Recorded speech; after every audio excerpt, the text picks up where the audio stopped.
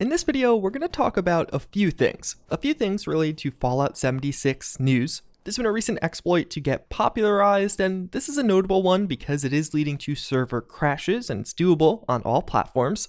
Separately, there's a few other exploits that are leading to other game-wide changes in the game and are worth mentioning. I actually have some news and details around PAX East and what you can expect from that event overall when it comes to Wastelanders and specifically Wastelanders gameplay. If you guys enjoy the content, you can leave a like or subscribe, but first and foremost, let's talk about some of these new exploits with Fallout 76. I've been talking quite a bit about hacks and exploits as of late, and really just overall. They seem to go in waves, and I think as of late, the reason we're seeing them become so persistent is Bethesda is large in part preoccupied with Wastelanders and PAX East. They got a lot of other stuff going on, and frankly, I don't envy that position of having to update and maintain the older aspect of the game, aka the current build with the adventure mode as it exists now, while also trying to build out this incredible new DLC. So just recently, one exploit that was popularized is a way to dupe power armor. I'm not going to explain how you do it or even show you any footage of it in action, but the reason this is noteworthy is that this exploit does involve crashing servers.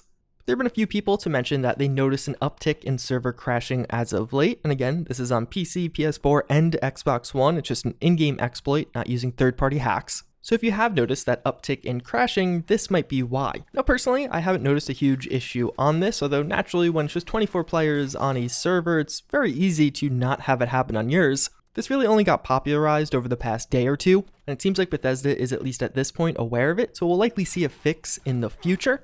But just an overall disclaimer, if you're curious as to why exploits or hacks seem to have a lot of server crashing that go along with it, there's actually one really big reason. A server crash does lead to a revert on your character. So especially towards the earlier days of Fallout 76, the most popular way to dupe at certain points were to basically just drop some of your most valuable items, have your friend pick it up, then manually crash the server, which would make it so you would revert, get those items back in your character, but your friend would still keep them, assuming they left before the server crashed. Now, over time, Bethesda has progressively gotten better at resolving this, but it is something that we're seeing a constant back and forth with, and that's an explanation on the most current one. It's hard for me covering some of these exploits because, I don't want to show you them, obviously. I don't want to encourage anyone to do them. Many of them do lead to bans, but at the same time, I just have irrelevant gameplay in the background then. Separately though, there also has been an exploit that isn't quite as harmful around nuke silos. As of late, quite a few people have noticed that nukes and nuke launching in Fallout 76 overall seems to be more popular. This of course being very circumstantial, it's just player reports, there's no official statistics on this. But one of the reasons may be is that many people who are avidly launching nukes in this game aren't doing so legitimately, as there is a photo mode based exploit that allows you to bypass certain aspects of the nuke silo.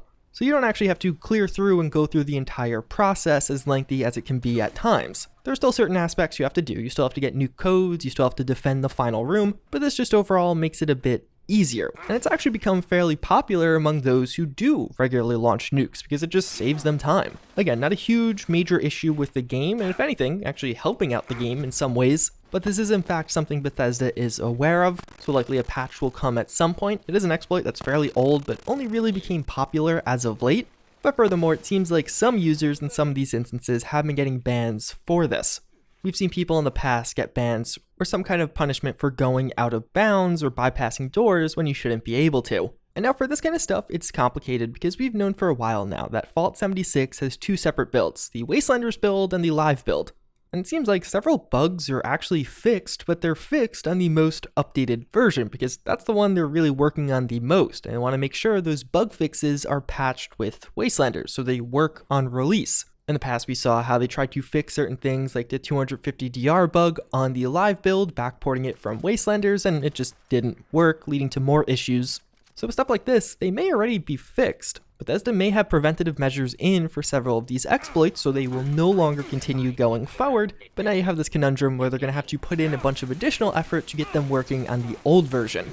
And I think that is part of the reason we're seeing somewhat of a band-aid fix for many of the recent exploits as they pop up. Although, to be fair, that's just pure speculation on my part. Separate from that, as I mentioned, we also have some news and updates around PAX East. Bethesda is seemingly going to have a fairly large presence with Fallout 76's Wastelanders DLC at PAX East. They're going to have their own panel with some of the head devs discussing things about the game, and we'll likely get quite a bit at that panel, and I think some gameplay or even a new trailer. That first trailer was ominously named Trailer 1, so this will likely be Trailer 2, or at least that's what I'm predicting.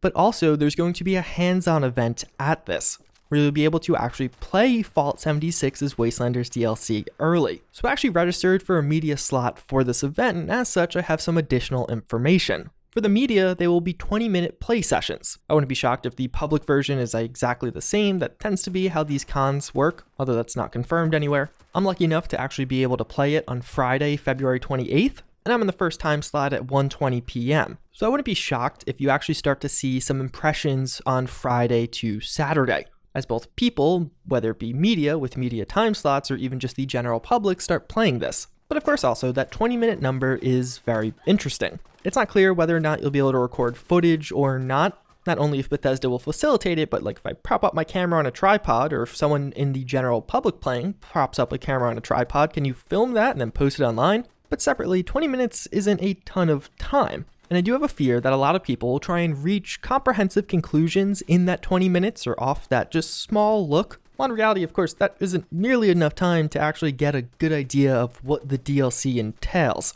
So it's just something to keep in mind as you're reading some of those impressions. I'll definitely have my own video out on the topic. Also, I'll be curious to see, is it the start of the game? Like, do I have to make a new character in that 20 minutes? Or hopefully there's a already existing character and I'm kind of put somewhere interesting, maybe a few hours into Wastelanders. Either way though, that is definitely something to look forward to and get excited about. And that's a recap of some of the recent news. A little bit of a shorter one, but definitely some stuff worth mentioning. With some of those exploits, it's hard to gauge how widespread or really effective, I guess, they are being in changing experience overall. I've had several people say they're seeing a ton more crashes. I've had other people, and even myself, not really noticing much of a difference.